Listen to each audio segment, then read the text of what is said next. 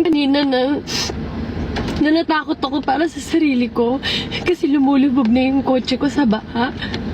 Nawala lahat nung nakita ko yung sitwasyon nila dito. Walang-wala yung problema ko sa problema nila.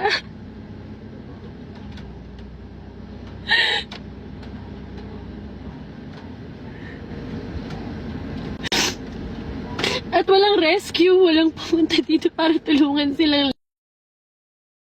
wala. Kasi nga lagi itong nangyayari sa kanila. Pero kahit na lagi na itong nangyayari, walang pumupunta para tumulong. Sila lang.